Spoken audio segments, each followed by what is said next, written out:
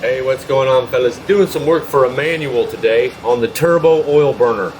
We're looking at some diesel going right now. We're about ready to switch over to waste oil, and I just wanted to go over some of the clips of the differences. One of the cool things about this thing running on waste oil is it does not emit some of that splatter that you get from some of the other machines, like the antifreeze and the water and stuff like that that can be in motor waste oil. The way the turbulence takes place inside of this thing, it seems to be vaporizing all of it, because when you hold a cardboard piece of paper in front of the flame, you do not get any waste oil splatter. When we convert over to waste oil, you will start to see some sparks flying off the front of the flame. This is just me checking out some different settings. This is a 4-gallon-per-hour nozzle, so it doesn't like being turned up and down much. That's one of the problems with the atomization oil pump systems, is they don't have a high turn down ratio. This is about as low as I can get this thing to run stable right here, but that's still a pretty good size for a 4-foot furnace. And with a bigger blower on this thing's gonna do a lot better. We are still probably about 5% blower power right here. We need, what I mean is we could use another 95%. Those little sparks you see right there is the carbon burning off in the oil, and that's a beautiful sight. That means we are combusting everything. This is on waste oil now. You can see the yellow feather coming off the flame there. How it's got like that orange feather around the bright yellow spot. And by the way, that bright section is blinding white. It literally blinds you. This is the waste oil we're going to add in. These clips are a little bit out of chronological order. We are now going to observe if there's any effects in the difference versus diesel and waste oil. The waste oil is now making its way into the pump, and we're just going to sit here and watch. Notice how there's no orange aura around the flame right now. It's just a solid homogeneous flame. We're about to see a heterogeneous mixture take place here. The oil pressure is going up significantly. We're up to about 500 psi's. That's just a pressure washer that I'm using as a test pump, by the way. That will not be the actual pump implemented in service. We just needed something to get this test done. Now we're starting to see a little bit of this orange aura around the flame there. The flame has increased in length a little bit, and we're starting to see those little sparks come off the front.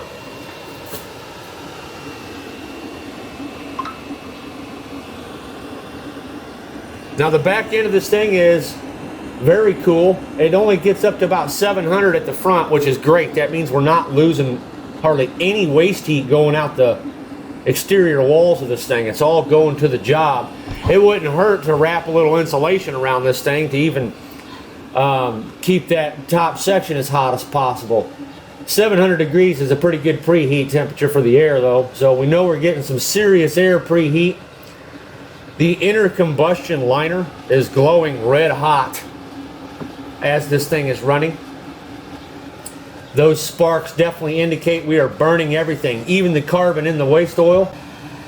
Waste oil is full of carbon. It's probably about 3 to 5% carbon in some cases, if it's really bad, plus all the other gunk that's up inside of there. There's a lot of other stuff in motor oil that like surfactants and detergents, things like that.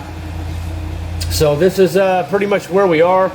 I have a better blower on the way that's going to be able to show us a little bit more power than this, and we should be able to get a blue flame on diesel.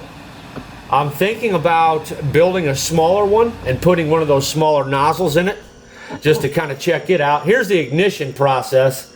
I didn't have anything fancy set up. I thought we would just try this, and as you can see, it lights up without a problem. It's so easy to light this thing. That's always a good sign that your design is on par when you don't have problems lighting a thing up. And you guys who have tried building these things before, you know what I'm talking about.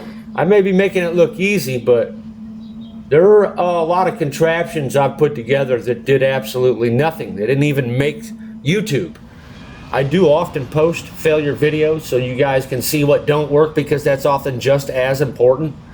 Maybe you have an idea you want to try out, and you get an opportunity to take a look at it and see it fail without you spending any money on it. So I have done a lot of that in the past.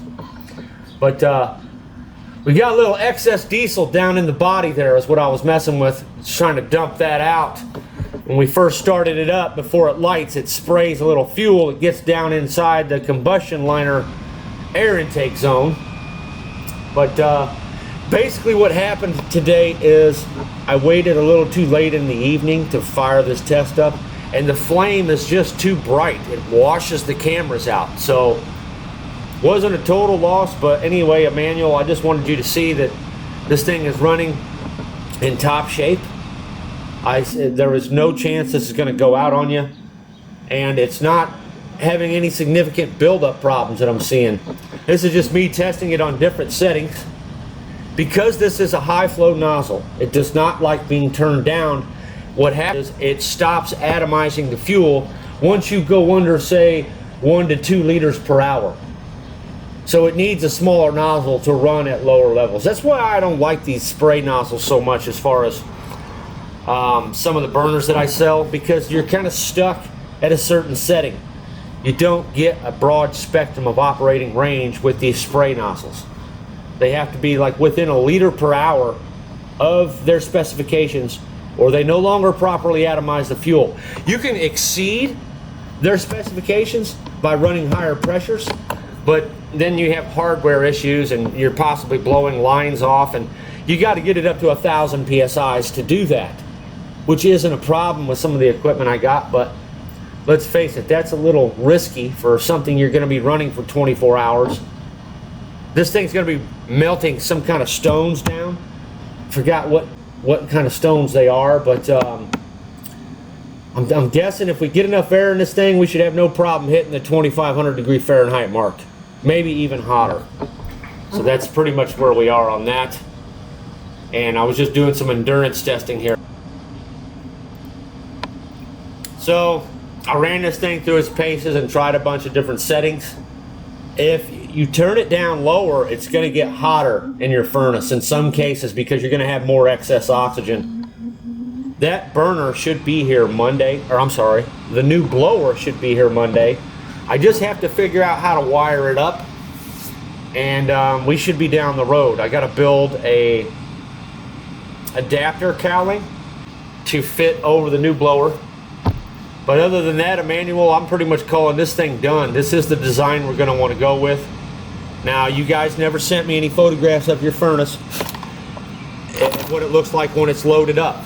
Now, this is for a 4-foot by 4-foot furnace. I get that, but I don't know how much material you're putting inside of there. So we may only have a cubic foot of space in there. This may be too big. So I need some feedback from you guys ASAP regarding the size of this burner. If you want something smaller, let me know. I don't think we're going to need to go bigger. But yeah, that's where we are.